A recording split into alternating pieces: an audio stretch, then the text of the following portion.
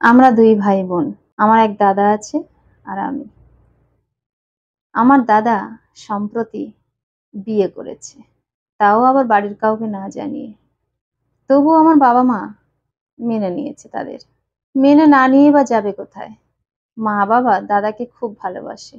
কারণ আমাদের পরিবারে ছেলেদের খুব গুরুত্ব আছে। ছেলেরা যত অন্যায় করুক না কেন, সবকিছুকে ক্ষমা করে দেয় বাবা-মা। কিন্তু মেয়ের ক্ষেত্রে ভীষণ রেস্ট্রিকশন। এটা করতে পারবে না, ওটা করতে পারবে না। একা, একা কোথাও যেতে পারবে না। মাঝে, মাঝে খুব বিরক্তি লাগে মায়ের উপরে। সব কাজে এত বাধা দেয় বলে। সেইজন্য দাদা যখন বিয়ে করে আনলো, বাবা-মা ১ম এ একটু অবাক হয়েছিল। দাদাকে বলেছিল, "তুই এইভাবে কেন করলি? তুই তো বলতে পারতিস, তাহলে অনুষ্ঠান করে বিয়ে দিতাম। তুই আমাদের একটা মাত্র ছেলে।" দাদা কিছু বলল না। মা বরণ করে তাদের ঘরে তুলল। সেই থেকে আমরা বেশ আছি। কিন্তু বৌদি আসার পর থেকে আমার ঘাড়ে যেন কাজের বোঝা চেপে বসলো। আগে যা কাজ করতাম তার থেকে চতুর্গুণ বেশি কাজ এখন করতে হয়। মার বিভিন্ন অসুখ আছে, তাই মা বেশি কাজ-টাজ করে না। আমাকেই করতে হয়। কলেজের পড়াশোনাও সামলাতে হয়, এদিকে সংসারের কাজও করতে হয়। বৌদি আসার পর ভেবেছিলাম এবার হয়তো আমার ছুটি হবে। কিন্তু ঠিক তার উল্টো হলো। বৌদি আসার পরে তার জামাকাপড়গুলোও আমাকে কাচতে হয়। সে সকাল ৭ টায় ওঠে। তারপর মা সমস্ত সবজি-টবজি কেটে দেয়। বৌদি শুধু রান্নাটা করে। সকাল ৬ টায় আমার ঘর মোছা হয়ে যায়। তারপরে আমি নিজে স্নান করে পুজো সেরে নিই। তারপরে একটু পড়াশোনা করতে, করতে বৌদির যখন রান্না হয়ে যায়, তখন সেইগুলো আবার পরিষ্কার করে কলেজে চলে যাই। তারপর এসে তো টিউশন করতে হয়। বাবার রোজগার নেই। দাদাই একমাত্র রোজগেরে আমাদের সংসারে। আগে যে পরিমাণ মাছ, মাংস বাড়িতে আসতো, এখন সেটা কমে হাফ হয়ে গেল। সপ্তাহে ১ দিন নিরামিষ, বাদবাকি সব কটা দিন আমিষ খাওয়া হয়। সেখানে সপ্তাহে ৩ দিন নিরামিষ খেতে হয়। বাদবাকি দিন একটু আধটু মাছ-টাছ জোটে। কারণ আমার দাদার খরচ কমাতে হবে। এটাই আমার বৌদির নির্দেশ। বাইরে বেরোনোর জুতোটা ছিঁড়ে গেছে। দাদাকে বললাম, "দাদা ২০০ টাকা দিবি? একটা জুতো কিনবো।" দাদা টাকাটা দিতে যাচ্ছিল। বৌদি বলল, "তোমার কি জুতো দেখি? ওটা সেলাই করে পরা যাবে না?" আমি বললাম, "না, আসলে যারা জুতো নিয়ে বসে তাদের কাছে দেখিয়েছিলাম। তারা বলেছে এটা আর সেরকম জায়গায় নেই যে সেলাই করা যাবে।" বৌদি বলল, "কই দেখি বের করো জুতো।" দেখালাম। বৌদি বলল, "তারা পারেনি তো কি হয়েছে? তুমি সুঁচ সুতো বের করে এটা ঠিক করে নাও। হয়ে যাবে। সবসময় তো দাদার ঘাড় ভেঙে টাকা নেওয়ার চেষ্টা করো না তো।" দাদা আর কিছু বলল না। আমি জুতোটা বের করে খুঁজে চলেছি। কোথা থেকে কোথায় সেলাই করব? কিচ্ছু বুঝতে পারছি না। শেষ পর্যন্ত কোনো কূল কিনারা পেলাম না। জুতোটা রেখেই দিলাম। আমি টিউশন করি, সেখান থেকে মাত্র ১,০০০ টাকা পাই। কারণ বেশি টিউশন করার সময় আমার নেই। সংসারের কাজ, নিজের পড়াশোনা। এত কিছু করার পরে টিউশন কখন করব? ওই ২-৪ টে যা হয়। কিন্তু সেই ১,০০০ টাকার বেশিরভাগটাই আমার বাবা-মায়ের ওষুধ কিনতে চলে যায়। দাদা ওষুধের পয়সা দিত। কিন্তু বৌদি আসার পর থেকে ওষুধের পয়সা দাদার খুব একটা দিতে পারে না। তাই আমার ওই ১,০০০ টাকা থেকেই ওষুধ আনতে হয়।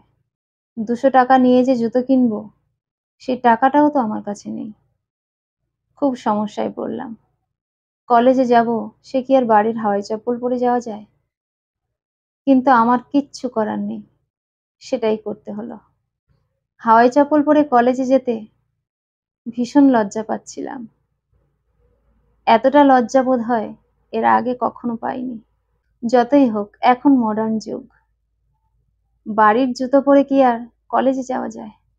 ১ম দিনটা যা হোক করে কাটিয়ে দিলাম কলেজে। আমার বান্ধবী আমাকে বলল, "কিরে, তুই আজকে মনে হয় ঘরের জুতো পরে চলে এসেছিস ভুল করে?" আমি বললাম, "হ্যাঁ রে, আসলে অনেকটা চলে এসেছি। তখন আমার মনে পড়েছে যে আমি বাড়ির জুতো পরে চলে এসেছি।" ও বলল, "সত্যি কথা বলছিস? তুই তো এরকম ভুল কখনো করিসনি। হঠাৎ আজকে কেন এরকম ভুল হলো?" মিথ্যেটাকে প্রতিষ্ঠিত করতে আমার খুব অসুবিধা হয়। তাই ওর কাছে বেশিক্ষণ আমি আর সত্যিটা চেপে রাখতে পারলাম না। ওকে যখন সবকিছু জানালাম, ও আমাকে বলল, "এক কাজ কর না, ৫০-৬০ টাকায় এমনি চিটে জুতো পাওয়া যায়, যেটা পরে তবু অন্তত বাইরে বেরোনো যায়।" আমি বললাম, "তাই? তাহলে চল না একটা কিনি। আমার কাছে ৭০ টাকা মতো আছে।" তখন আমার ওই বান্ধবীকে নিয়ে একটা চিটে জুতো কিনে নিলাম। কেনার পরে মনটা বেশ খুশি হলো। দেখা যাক না কতদিন চলে। তারপর তো সামনের মাসের মাইনে পাবো। তখন একটা জুতো না হয় কিনে নেব। এই বলে জুতো কিনে নিলাম। আমার বান্ধবী বলল, "আচ্ছা, দাদার বিয়ের পর সবকিছু পাল্টে যায় কেন বলতো?" আমি বললাম, "কি বলবো বল? তার স্বামীর টাকায় পুরো সংসার চলছে। সে কি মেনে নিতে পারে? স্বাভাবিকভাবেই তাদেরও তো টাকা জমানোর দরকার আছে। এখন ২ জন আছে, কয়েক বছর পর ৩ জন হবে। তার জন্যও তো জমাতে হবে। তাই আমার বৌদিকে আমি দোষ দিতে পারি না খুব একটা।" আমার বান্ধবী বলল, "সত্যি, তুই ভাবতে পারিস বটে। নিজের এত সমস্যা হওয়ার পরেও বৌদিকে দোষারোপ করতে তোর অসুবিধা হচ্ছে।" আমি বললাম, "আমিও তো একটা মেয়ে।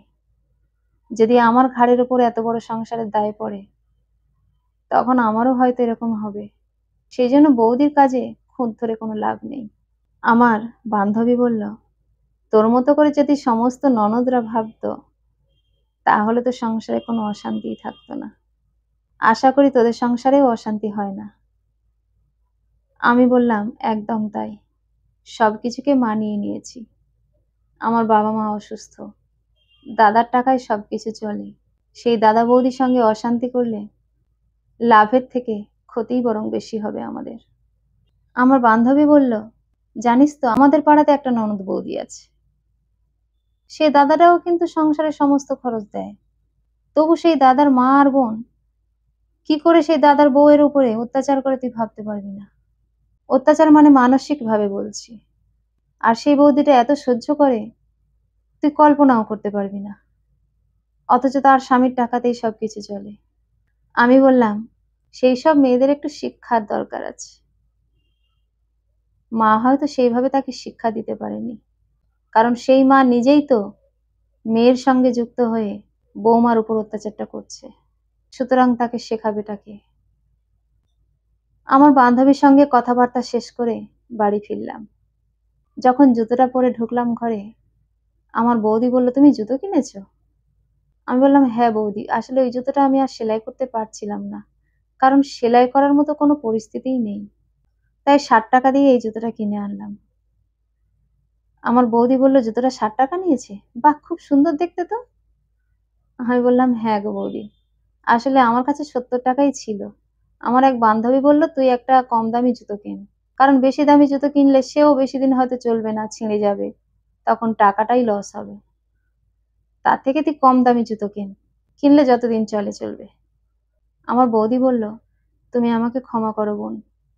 তোমাকে সামান্য ২০০ টাকা আমি দিইনি জুতো কেনার জন্য। আজকে তুমি ৬০ টাকার জুতো কিনে পরছো। এটা দেখে আমার খুব খারাপ লাগলো।" বলেই বৌদি দৌড়ে ঘরে গেল।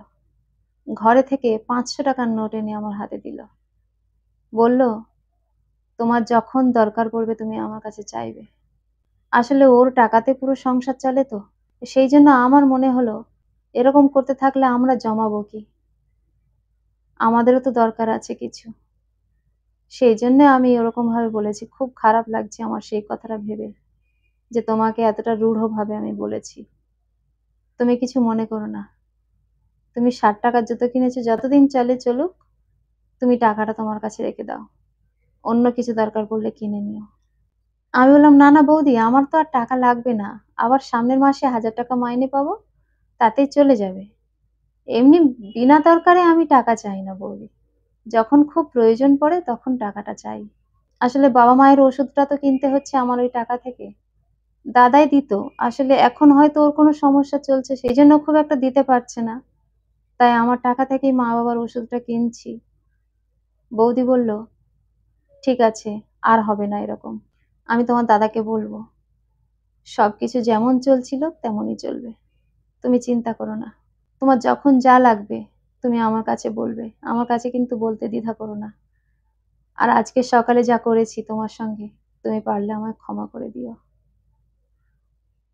বৌদির মুখের দিকে তাকিয়ে মনটা আমার খুশিতে ভরে গেল যে আমার বৌদি তার নিজের ভুলটা বুঝতে পেরেছে।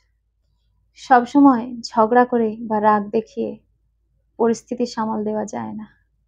কোনো কোনো সময় ভালোবেসেও পরিস্থিতির পরিবর্তন করা যায়। কলমে ও কণ্ঠে, সোমা।